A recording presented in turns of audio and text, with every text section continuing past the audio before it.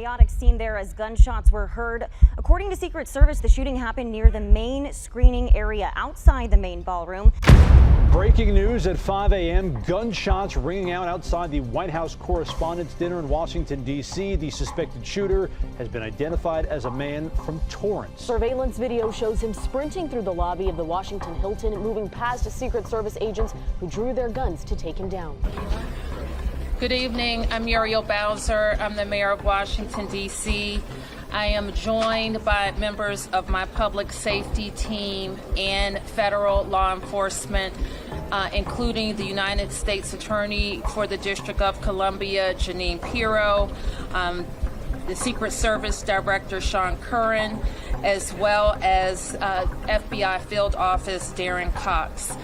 We're here to provide you an update on the incident that took place tonight at 8:36 p.m. at the Washington Hilton at the site of the White House Correspondents Dinner. At about that time, a sole gunman rushed a Secret Service checkpoint in a lobby at the hotel. Secret Service agents stopped the suspect. An agent was injured and transported to a local hospital where the agent is receiving care. The suspect is also transported to a local hospital where he is being evaluated. The president returned safely to the White House, as you know. We are so very thankful to members of law enforcement who did their jobs tonight and made sure that all guests were safe. We have no reason to believe at this time that anyone else was involved.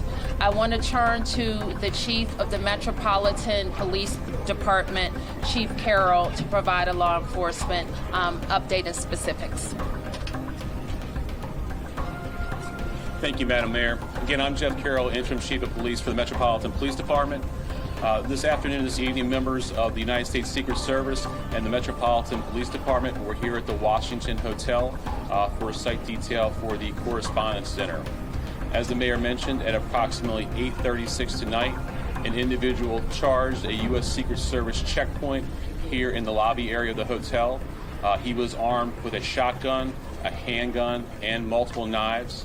As he ran through that checkpoint, members of law enforcement from the United States Secret Service intercepted that individual.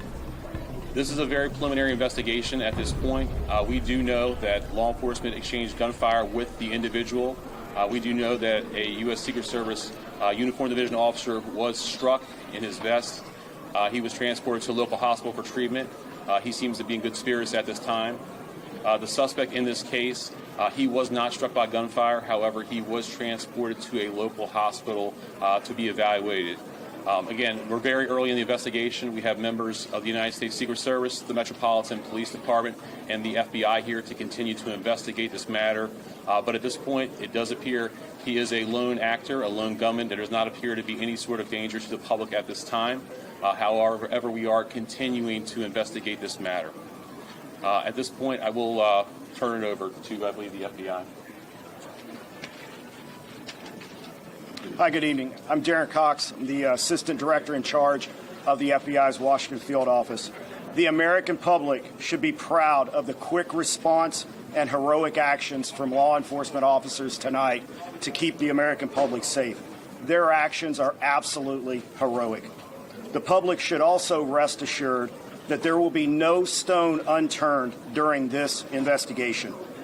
The FBI currently has our Joint Terrorism Task Force here on scene, along with our Criminal Division, our Crisis Response Team, and agents from across the country are working on any leads that may come in this investigation. Anyone with tips in this investigation should call 1-800-CALL-FBI. Thank you. Director Curran. Thank you. My name is Sean Curran, I'm the Director of the Secret Service. Tonight, we saw exactly what our brave men and women do each and every day to protect our protectees. It's not easy, and I will tell you that they performed admirably. We got to see what they do, and that individual, when he charged a checkpoint, was apprehended. It shows that our multi-layered protection works. And I'm grateful to our partners that help assist us with building these sites and protecting these sites. Very fortunate that this officer is alive, is being observed. And I'm grateful that the President reached out to this officer and spoke with him earlier. I ask everybody to pray for him and all of our officers and agents that were involved. And I will tell you, we will continue with the mission. Thank you. Thank you. Judge Shapiro. I'm Janine Pirro. I'm the United States Attorney. Right now, the defendant is being charged with 2 counts, 924C, using a firearm during a crime of violence, and a second crime under 111, which is assault on a federal officer using a dangerous weapon. Now, as you all know, there was an individual, a uniformed Secret Service officer, who was shot, and fortunately, he is doing all right and he will be fine. But it is clear, based upon what we know so far, that this individual was intent on doing as much harm and as much damage as he could. And thankfully, because of the checkpoint right outside the ballroom, where thousands of people were situated to hear the President of the United States, because that checkpoint worked, there was no one who was injured when it was clear where this defendant was going. Now, I want to make one comment. As a participant, someone who was in the ballroom, who came this evening to be part of a very lovely event at the White House Correspondents Dinner, I, for the first time, was in a situation where there were shots fired, shots heard, and a whole room went silent. When I lifted my head and when I looked up, every law enforcement officer was out there as we all had our heads down, thousands of them. These are the men and women every day who do what they do silently, and they do it with courage and with dignity. Thank God for our partners. The FBI, the Secret Service, the Metropolitan Police, all of them tonight acted so quickly that they prevented what could have been a horrific event where we were all sitting there in one room. The defendant will be arraigned on Monday in federal district court. But make no mistake, there will be many more charges based upon the information that we are learning in this very fluid situation. Thank you. We'll take a few questions. Right here in the front. Right here in the front. Can you confirm that this suspect is specifically targeting the president, and is he talking to law enforcement now? Chief. Sure.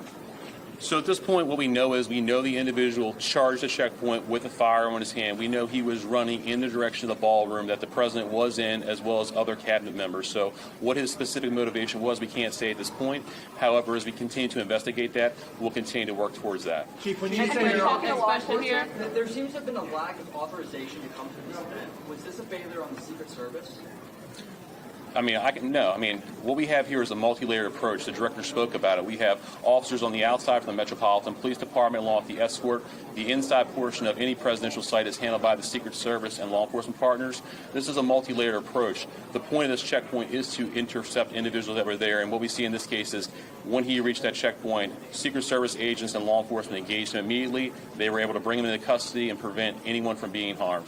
Chief Carroll, right here. Chief Carroll, can you tell us if you found a vehicle associated with the suspect, and are you or the FBI conducting any search warrants either on a vehicle or locations here or elsewhere around the country? Sure, Mark. So as you can imagine, this is very early in the investigation. So, things we're digging into is his background, vehicles. Those are all things that the FBI, the Metropolitan Police Department, and the Secret Service are working together jointly to determine, is there anything else that's available? So I would imagine as we continue to go through this investigation, there will be additional search warrants and things of that nature as the investigation progresses. Is the suspect known to law enforcement?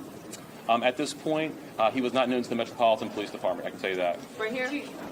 There are multiple other parties and events happening associated with this weekend tonight. Is there any reason to believe that there will be security concerns at those events? Are there preparations being made locally to protect those attendees? Yeah, absolutely not. So we have no indication. This is an isolated incident with one individual is the information that we do have. However, we do have additional officers across the city that are giving special attention.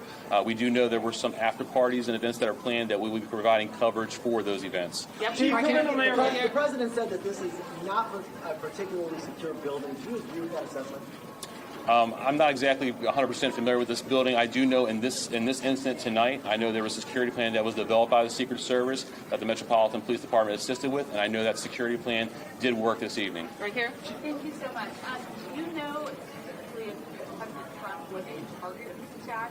And can you speak to the reporting about the suspect assembling a long weapon to get into the ballroom? Can you speak to that at all? Yes, as we said before, we do know the president was inside the ballroom. We know there was cabinet members and many guests in there. Who specifically he was targeting at this point, that's part of the investigation.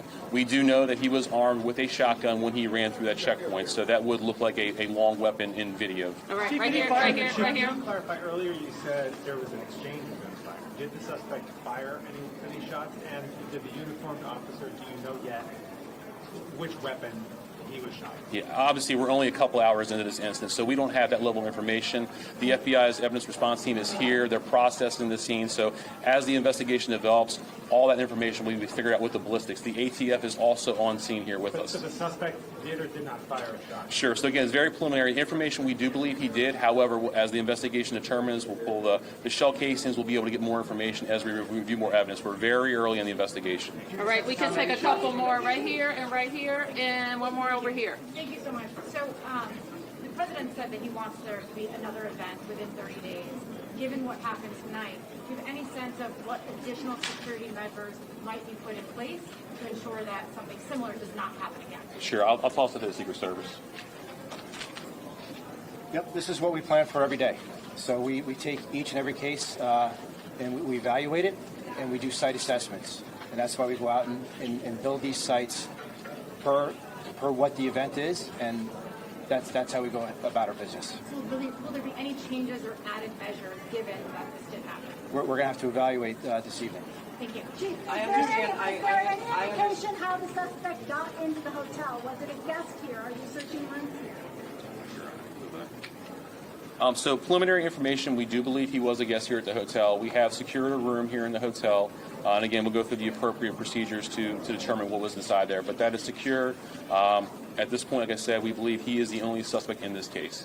Okay, to jump on that question, I understand the multi-approach to security, but to walk in with a weapon of that caliber and get all the way to the ballroom, which is on the lower level, seems to be quite an extraordinary feat.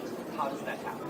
Sure. So again, I mean, we're very early in the investigation, so we'll have to determine, we'll go through video across the hotel to figure out how the gun got in, how it got down here. Those things will come through the investigation. At this point, we don't have that level of detail. Okay, last one. Yes, video appears to show the president falling down when he was being escorted out. Was he injured at all during his evacuation? No, we don't have any information that he was injured. Could you clarify how he was detained? If he was not shot, could you clarify how he was detained? Sure. So law enforcement right here in this very area, they actually tackled him to the ground and handcuffed him. And how many people are in the hospital? Can you give us his name? Not at this time. We will release his name, Mark, once we have all the information. Again, we're still running a lot of things down. How many people in the hospital? In the hospital, so we have the Uniform Division Secret Service officer who's being evaluated at the hospital who took a round to the vest, and the suspect is being evaluated, but he was not struck by gunfire. U.S. Attorney Pierre, are you looking at any terrorism charges? Well, as the chief just indicated, we're very early in this investigation, but make no mistake, if there is anything like that, we will find it and we will file it. Thank you, guys. Thank you. Appreciate Thank it. you. Thank you. Thank you.